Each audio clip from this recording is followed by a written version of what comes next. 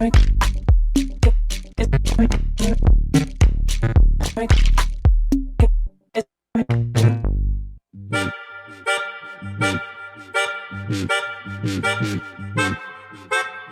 es lo mismo migrar cuando somos niños que cuando somos adolescentes, cuando somos adultos o cuando somos adultos mayores. Nuestras expectativas son otras, nuestros objetivos, ideas, deseos son otros.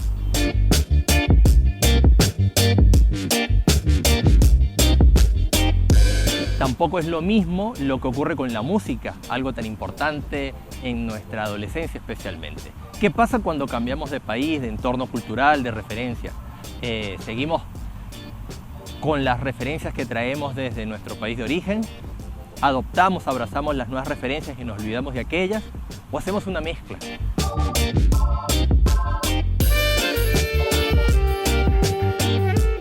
¿Qué somos cuando llegamos a un país como migrantes siendo tan jóvenes y crecemos en ese país?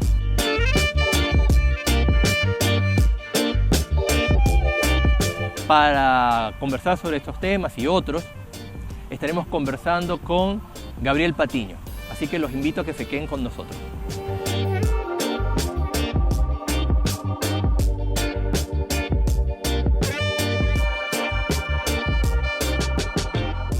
Hola, ¿cómo están? Esto es Sujeto Migrante TV. Quiero darles las bienvenidas y agradecerles por estar con nosotros, por estar mirándonos. Y, por supuesto, quiero darles las gracias a Gabriel por aceptar nuestra invitación, por querer venir a conversar con nosotros sobre temas relacionados con la migración. También quiero agradecer a el Pinches Artistas, el taller en el que nos encontramos en este momento, que siempre nos facilita el espacio. Y hablo por nosotros cuando agradezco a Pinches Artistas y a Gabriel. Y digo nosotros para referirme a Ademar Cereño, que se encuentra detrás de las cámaras y de las luces, quien hace la magia técnica. Y que, aplauso para Ademar, que viene de la productora Andes Films, con quien tenemos una alianza para crear estos programas.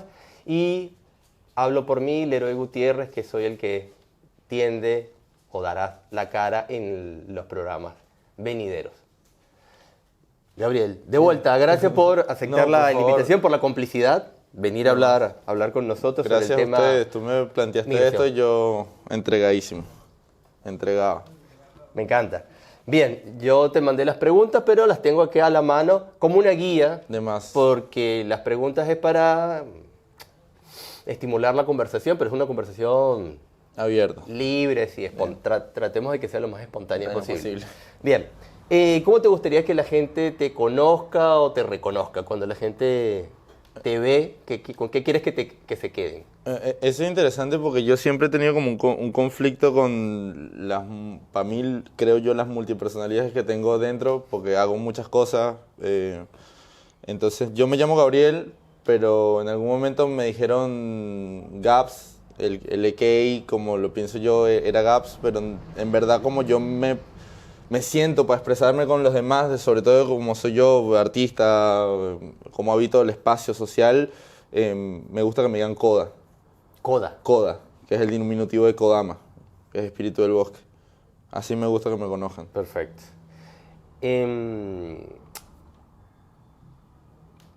¿Koda o Gabriel? Como ahora, prefieras, en Rey. este momento. Gabriel, si quieres. Sí. Gabriel. Si te preguntaran qué es la migración y cómo es ser migrante, ¿qué responderías? Ah, qué complicado. No, qué interesante porque en el diccionario hay muchas formas de expresarlo, ¿no? Hay una puntual que es ese tema de salir de tu patria o salir de tu tierra y viajar, habitar otra. Pero yo creo que en el corazón es esa cosa como inexplorada, ese sentimiento de habitar, esa conciencia de que no somos ciudadanos de un solo lugar, sino que somos ciudadanos del mundo. Yo creo que el inmigrante entiende eso cuando habita otras ciudades, otros espacios, que es, a la final somos todos lo mismo y nos han separado como en conciencias donde tú eres venezolano, tú eres uruguayo, tú te manejas así y a la final somos todos un poco lo mismo y entendernos nos hace más ricos en eso. Para mí eso es la inmigración, hacernos más ricos y darnos la libertad de que no somos una sola cosa, sino que somos más de una, más del todo. Me gusta tu respuesta porque la gente tiende a mirar la migración, el hecho de la migración como algo negativo, ¿no?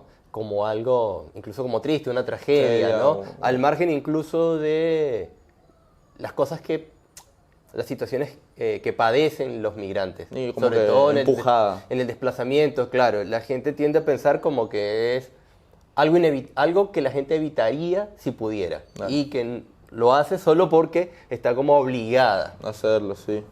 Pero también se puede ver de una forma mucho más positiva. Más sana, porque a la final también tiene eso, ¿no? La migración no es una cosa nueva.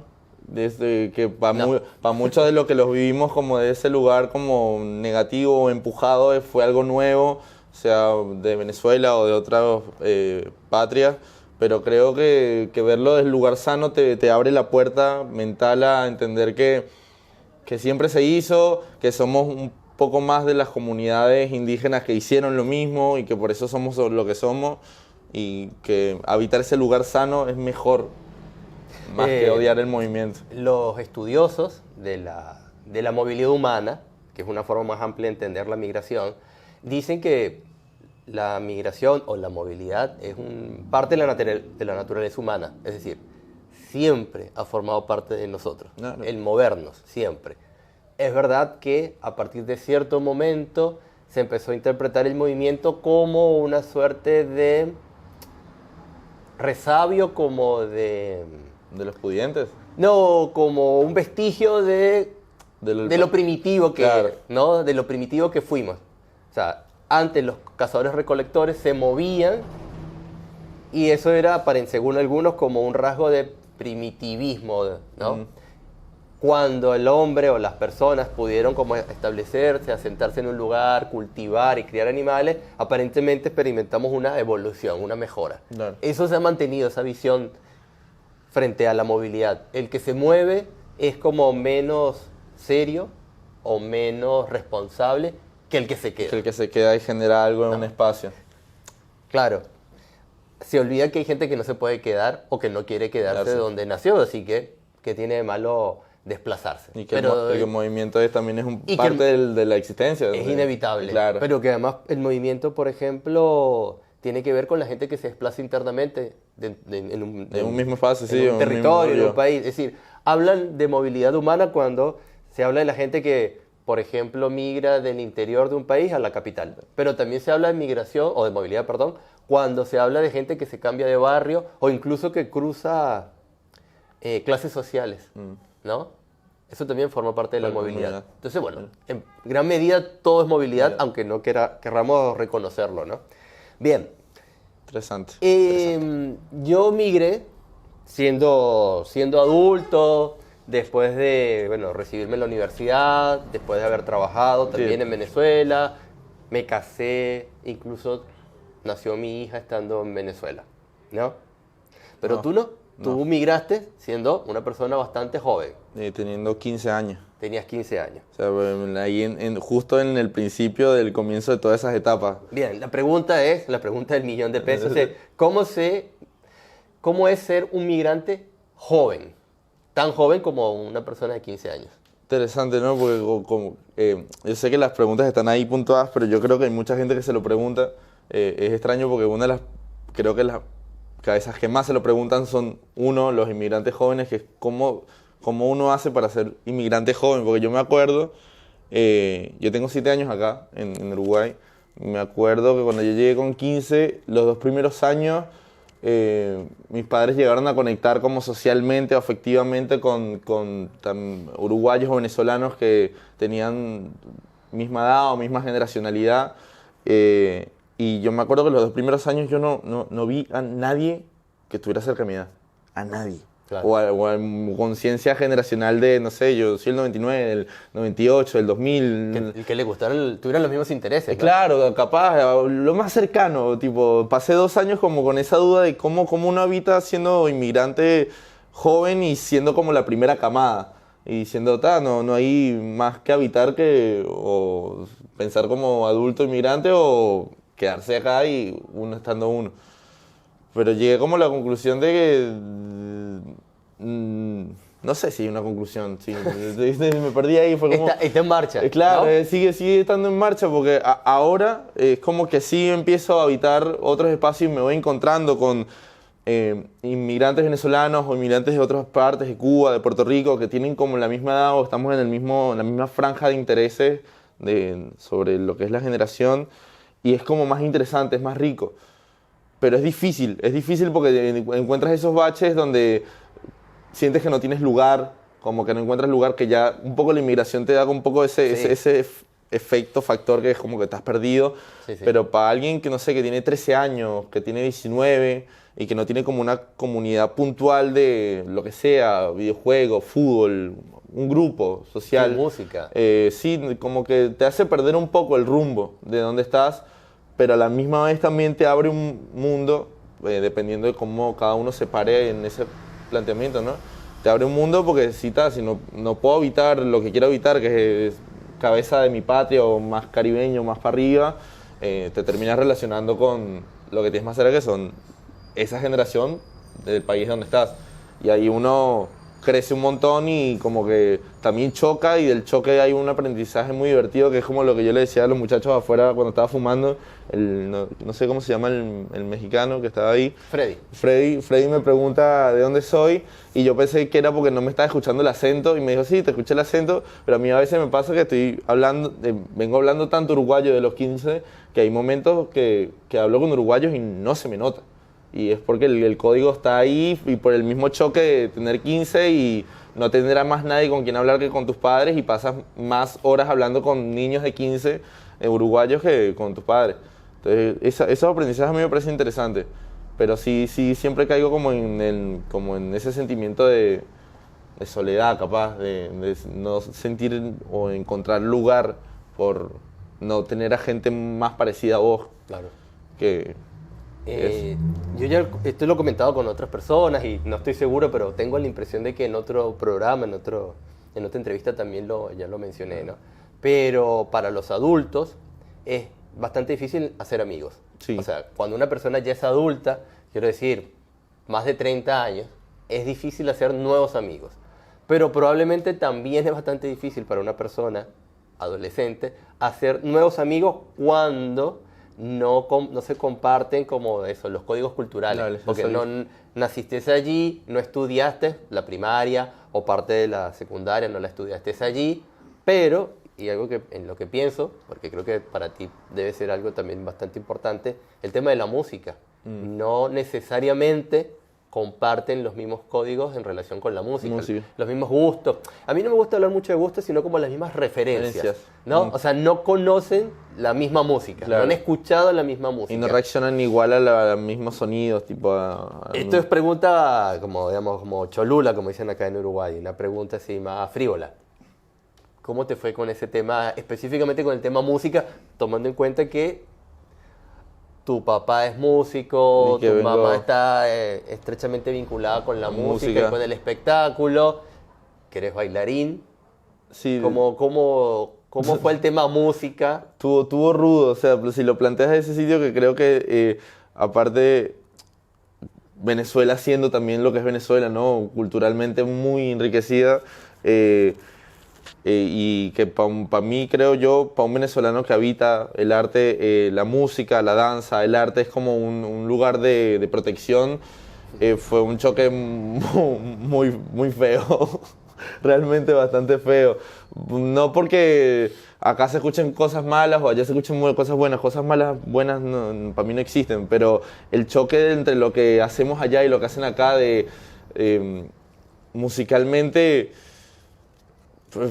te deja con ganas. Uruguay musicalmente te deja con ganas, a niveles sociales.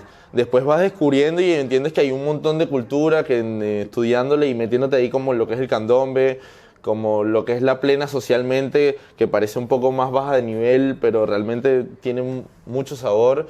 Es muy rico, pero el primer golpe, que es ese donde te llevan a un baile o te llevan a una fiesta o un cumpleaños de la mamá de alguien, estás en la sala de alguien escuchando música y que tu percepción era ver a toda esa gente bailar y disfrutar la música, conversar sobre la música. Expectativa. Claro, exacto, eso. Estabas esperando que la gente que es lo que uno está acostumbrado por el código cultural, ¿no?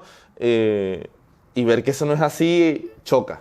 Para mí choca un montón, porque vuelvo a lo que dije, ese sitio que es el espacio arte, para mí es un espacio seguro, donde todo el mundo se siente bien, todo el mundo escucha música y se siente bien, todo el mundo hace arte y se escucha bien. Y encontrar ese lugar partido donde la gente no baila o no se siente animosa a bailar o a poner música más, no sé, más acelerada, más movida, más gustosa. Dentro de ciertos parámetros. Claro, sí. para habitar ciertos espacios sociales, no sé, choca mucho, sí, choca mucho. Te deja con muchas ganas. A mí me deja esa frase, Uruguay a veces me deja con muchas ganas. ¿Todavía al día de hoy? Todavía al día de hoy, pero hoy en día, sinceramente, conociendo, como que uno empieza a elegir en qué parte de los códigos culturales habitar y decir, esto sí enriquece ese lado extranjero que me falta. Mi sensibilidad, ¿no? Exacto. Sí, pero te tenía que preguntar por la música, no, porque entiendo que es un tema... Es instantáneo, querer bailar en una fiesta con tu pareja porque estás ahí y sentir que es raro porque nadie más lo está haciendo y porque nadie más tiene ganas de hacerlo. Claro, nadie tiene ganas. Nadie tiene ganas de hacerlo. Interesante, es como, nadie pareciera tener la necesidad de bailar. Y por alguna razón nosotros tenemos el código cultural de tener la necesidad de bailar. Una construcción, bueno, también una herencia, una centralidad. Sí. Hay muchas explicaciones de por qué en Venezuela y en otros países, no sé, Colombia, por ejemplo, o Brasil, que está más cerca todavía de Uruguay, es así, ¿no? O Perú, me hace señas mi amigo Choche, ¿no? Aunque Choche no sé si es peruano o ecuatoriano, ahora no recuerdo bien. Se ríe por allá. Bien, la mayoría de las personas piensan que los migrantes debemos integrarnos al país, a la sociedad que nos adopta, ¿no? ¿Te sientes integrado en la sociedad montiveriana? ¿No? Puntualizo qué significa integración. Es decir, gracias. O por lo menos tal como yo lo he interpretado hasta el día de hoy, ¿no? Es como abrazar los códigos culturales, ciertas prácticas, ¿no? Abrazarlas, adoptarlas y olvidarte en gran parte de las que trajiste. Dejarla. O sea, todo lo que parezca o se puede interpretar como foráneo, idealmente debería quedar como más desplazado en el closet, en el placar, ¿no? Lo metes, lo guardas ahí. Exacto, lo dejas un poco de lado para evitar equívocos, confusiones, ¿no? Malos entendidos, incomodidades, ¿sí? ¿Te sientes integrado a la sociedad uruguaya? No sé si me siento integrado o me integré a la fuerza. Creo que hay una diferencia, por eso quería saber cómo lo ibas a explicar, porque el uruguayo en sí mismo integra bastante. Integra, pero hay como una materia gris en el uruguayo que uno, por más allá que lo integren, nunca vas a entender que es cómo funcionan. Como yo siempre que llego a esta conversación doy el ejemplo de hace un par de años, el tema de la siesta. Ajá.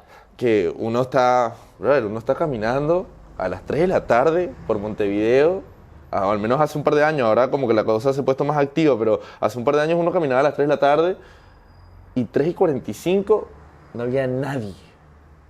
Nadie.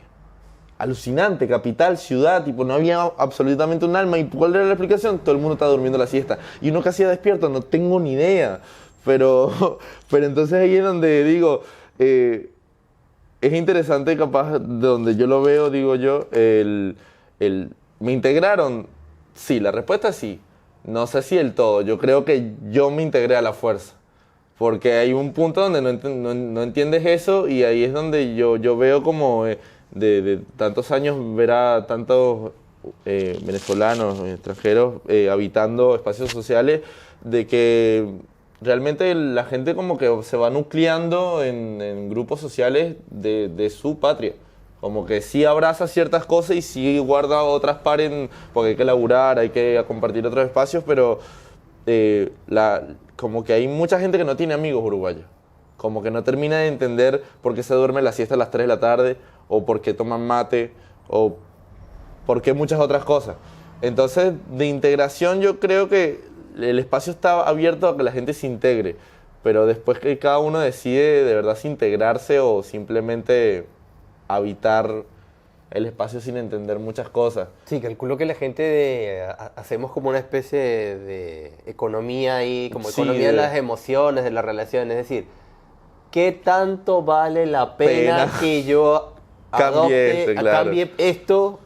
O capaz que no vale la pena, digamos, va a influir un montón de factores. Supongo que tantos amigos uruguayos tenga, que tantos amigos extranjeros tenga.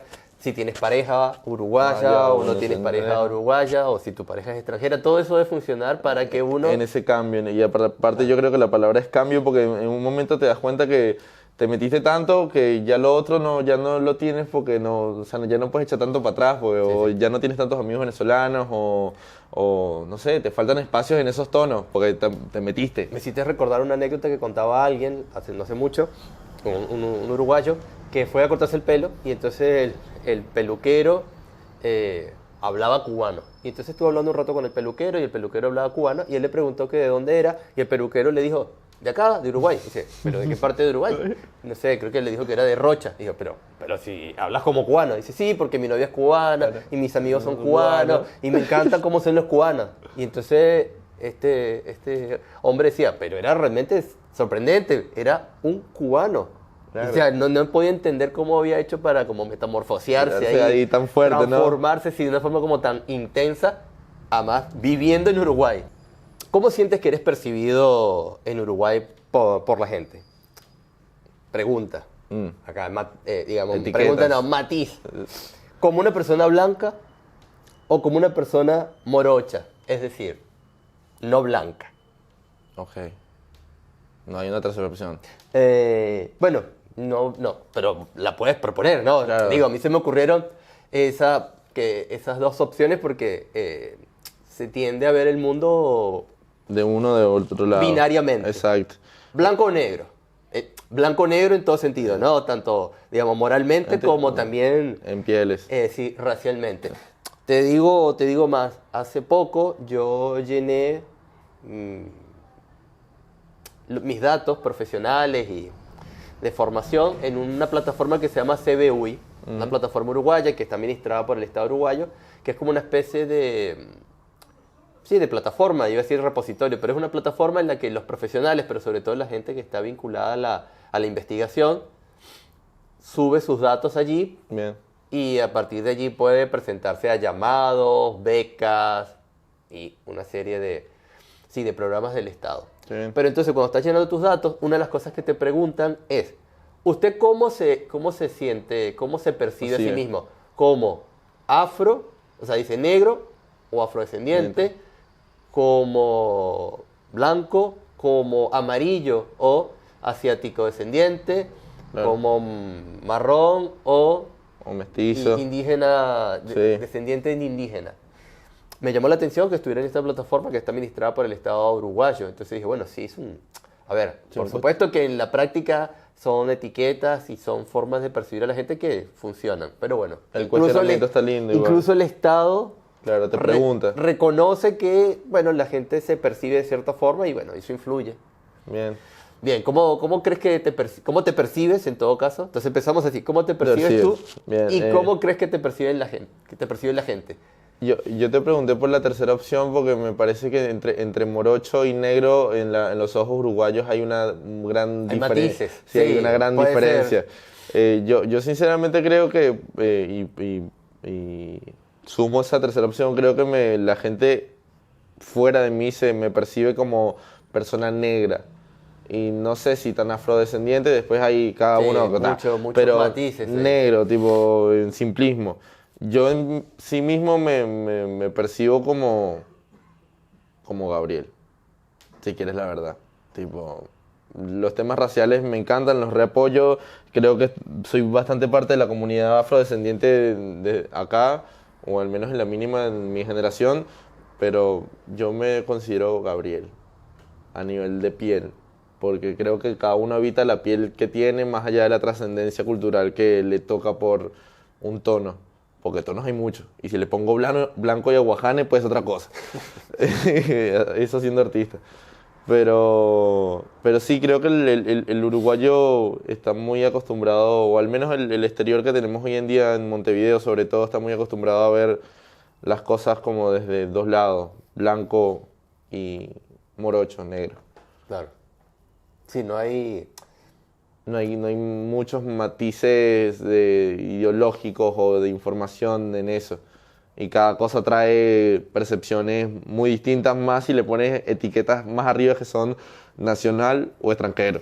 Claro, a mí me gusta como lo comentaban las anfitriones de un podcast que se llama La Guira, que son dos mujeres negras o afrodescendientes, dominicanas que viven en España.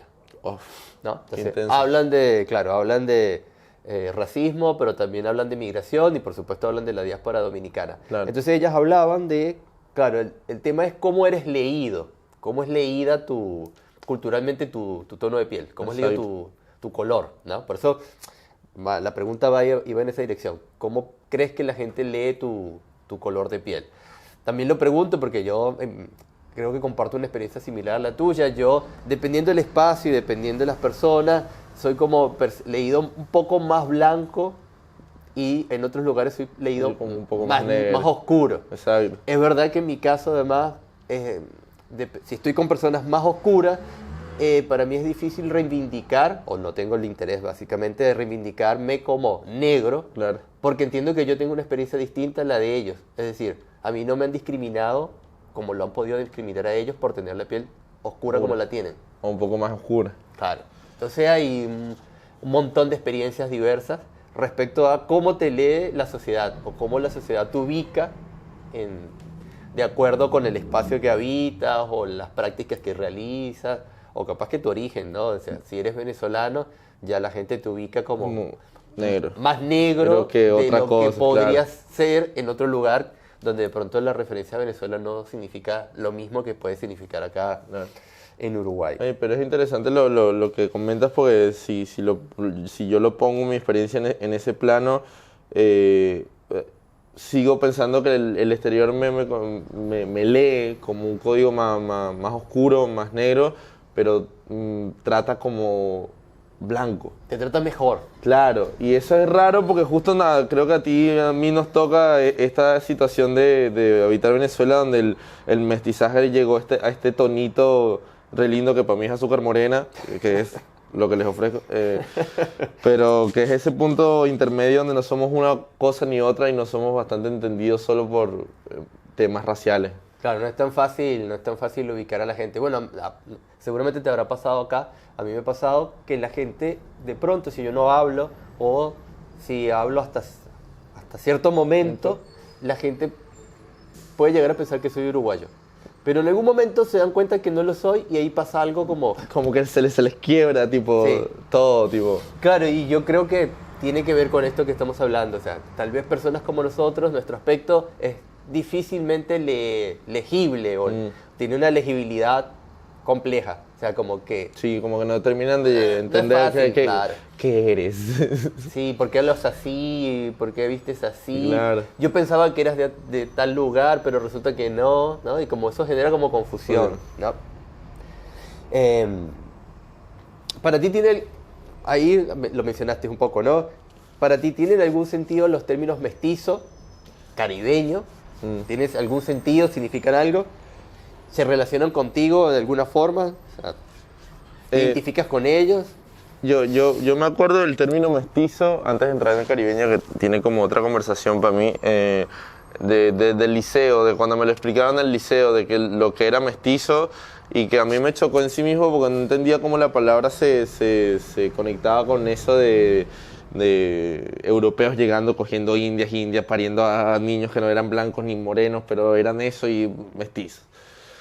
Y yo me siento identificado y no lo digo siempre en voz alta, que me parece que está bueno decirlo, más si estamos haciendo registro, porque me hace sentir incómodo cómo la gente reacciona.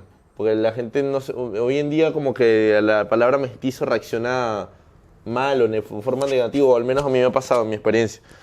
Y sinceramente no sé por qué, porque a mí yo me siento bastante identificado porque entiendo que el mestizo es esa combinación de la cual, de nuevamente, como la primera pregunta, me paro con mente positiva y no negativa, es la información completa. O sea, yo, en el punto en el que estoy, sabiendo cuál es mi árbol genealógico, puedo decir que soy europeo, hasta puedo decir que soy parte indio de Venezuela, del Caribe, y tengo toda la validez de decirlo, y me parece que la palabra que colabora en estar de acuerdo en esos dos lados o estar en paz es mestizo. Claro, y el problema con el mestizaje, por lo menos de un tiempo a esta parte, es que se entiende o se ha entendido que ha sido una estrategia de blanqueamiento. Es decir, que era una forma de decir, de rechazar lo no blanco y decir, bueno, pero yo soy mestizo. Es decir, soy más blanco que eso otro. Negro, indio. Y también, no me acuerdo si en este mismo podcast que ya mencioné o en otro lugar, pero las personas que conversaban en esta oportunidad decían, bueno, pero también el mestizaje también puede darse hacia el otro, digamos, hacia en el otra otro dirección. lugar, claro. Me puedo ennegrecer en el sentido de, por ejemplo, tal vez a algunos venezolanos les haya pasado al llegar a Uruguay y de pronto, por ejemplo, por el tema musical, decir, pero, momento, ¿y qué pasa con la salsa? ¿Y qué pasa con el merengue? ¿Y qué pasa con la cumbia? Digamos, con ritmos de matriz afro, que además están como socialmente identificados con lo negro. ¿Qué pasa con esto? O sea, ¿por qué no tienen como un espacio o el mismo espacio que en un país como Venezuela? Entonces, de pronto puede darse como un proceso de ennegrecimiento, es decir, de reivindicar lo afro, cuando antes seguramente no te llamaba tanto la atención. Claro. ¿no? O sea, a mí me pasa eso. Para mí que la gente tiene como esa conversación que es ese punto medio hacia el blanco y claro, dejando atrás como... ¿por qué no te blanqueas? Claro, y yo creo que es un punto medio de hábitat donde al blanco se le dice, brother, estamos más para negro, y al negro también se le dice, brother, estamos más para blanco, y no tienen ninguna de las dos puntos negativos, sino que es una realidad que se convive, tipo... No siempre van a lograrse comunidades completamente de un solo tono. Sí, sí. Y ahí existe un punto medio que realmente, si lo seguimos llamando materia gris entre los dos, vamos a seguir separando. Y Caribe, mencionaste que Caribe era como otra conversación. Pues me parece que Caribe es otra conversación porque en el Caribe hay pieles, no hay colores, hay pieles, hay eso, y... Lo digo como pieles porque hay gente blanca, hay gente negra, hay gente mestiza, hay gente para todo. El Caribe es un punto céntrico del todo. Es como la gran ciudad de Mario Bros, ¿me entiendes? Tipo el punto céntrico para mí, un lugar maravilloso. Yo le tengo mucho amor al Caribe. El calor, coño, el calor. Maldito frío. Pero para mí me pasa con lo del caribeño es que vos puedes ser blanco y puedes ser caribeño. Y se te puede notar. Porque eres caribeño y lo tienes ahí abanderadísimo. Pero puedes ser negro y no puedes ser caribeño. Y eso hay una posibilidad. Y así en diferentes ecuaciones multiversicas. Sí, tipo, entre todo. Pues, di un ejemplo un poco choto. Pero eso, el caribeño para mí no se codifica con otras cosas. Claramente hay un espacio regional donde hay diferentes países. Porque iba a decir que no porque eres venezolano eres caribeño, tampoco. Pues no. Es muy posible que tengas sangre venezolana y no seas caribeño.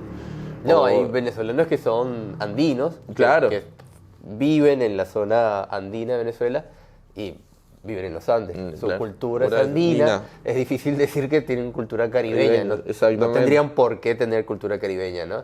Las personas que habitan los llanos venezolanos, que están bastante distantes del Caribe geográficamente hablando, tampoco tienen por qué tener una cultura caribeña. Exacto. Tienen una cultura de los llanos, que la comparten de hecho con los llanos colombianos, ¿no? Sí. Y que probablemente se parezca más a la cultura, no sé, de la Pampa argentina. Exacto. O del Pantanal brasileño, digamos, se parece más eso que al Caribe venezolano. Claro. Es otra y eso gestiona, bueno, esas conexiones, ¿no? De eso que está allá, que está acá.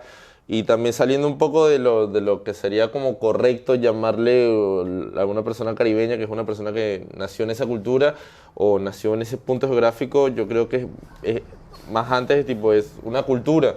Entonces de repente te encuentras a gente que ha habitado toda su vida en el frío, como capaz a veces pasa acá, que acá hay verano, pero la gente habita mucho el frío, aquí uno pasa mucho en el frío, que es caribeño.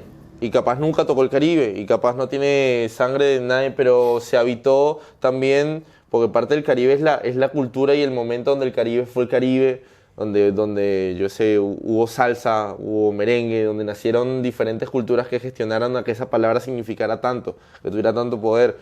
Y que hay gente acá que por simplemente de verdad meterse y decir que capaz, no sé, su vida pasada la vivió en el Caribe, y acá lo que hace es cultivar eso. Bueno, yo quiero reivindicar a Pedro Ferreira, un músico uruguayo que en principios de los años 50 trajo la plena puertorriqueña a Uruguay. Es decir, en Uruguay se toca y se baila plena gracias a que este señor, un afro-uruguayo, en algún momento escuchó la plena, se enamoró de la plena y empezó a tocar plena. Y de repente hubo ritmos caribeños en Uruguay que transformaron y los hicieron a su oído gustoso. La cumbia es También un género caribeño, del Caribe colombiano, que bajó hacia el sur y subió hacia el norte, porque hay cumbia mexicana y cumbia, bueno, uruguaya, Argentina, uruguaya, y versiones de... Y entonces por eso caigo en ese punto, ¿no? De ser caribeño es más como una pasión cultural que un nacimiento regional. Claro, no hay un lugar, o sea, no tiene que ver con el lugar en el que se nació, sino tal vez como con una actitud. Claro, eso me gusta, ¿no? una No podemos quedar conexión. con la idea del Caribe como una actitud, Como una energía. como una, Eso. como una energía. Gabriel, Diga. Para Bien, cerrar. Me encanta. ¿hay algún texto, película, canción, músico con el que te gustaría recomendarle a la gente que nos está viendo o que nos va a ver? Sí, cuando me hacen esta pregunta yo siempre recomiendo... ¿Cómo se llama? ¿Tienes una playlist, por ejemplo? Iba para películas, en verdad. Bueno, dale película. Pero si es música, ya te digo. Película en principio, Estudios Ghibli, gran estudio de animación. Perfecto. Hay una película muy interesante sobre la vegetación, sobre la naturaleza en sí misma y el humano, cómo lo habita. Se llama Princesa Mononoke. Los invito a buscarla y a verla. Y playlist, así como música. O algo que estés escuchando ahora de forma así maniática. Así como, Lo escucho. Te digo, lo busco y lo digo en serio, porque si no invento cualquier cosa. Claro, y mezclas nombres. Sí, y para ser falso prefiero leerlo en YouTube. En este momento realmente estoy escuchando mucho el disco mítico de Apa y Can, de los grandes raperos Canserbero y Apache de Venezuela, grandes escritores, grandes palabras del rap venezolano y latinoamericano. Buenazo. ¿Dónde te encontramos en redes sociales? En Instagram es ss.coda, que es el personal, y el de la plataforma de trabajo es kodama.street. Buenazo. Bueno, muchas gracias a Gabriel por hacerse cómplice de esta conversación. Muchas gracias de nuevo al Taller Pinches Artistas por colaborar con nosotros. Gracias a Andes Film, que produce este programa. Y bueno, los invito a que le den me gusta, que comenten y que compartan con sus amigos este contenido para que así otras personas nos puedan ver. Muchas gracias. Hasta luego. Este programa ha sido producido por Andes Films en colaboración con el Taller Pinches Artistas. Síganlos en Instagram.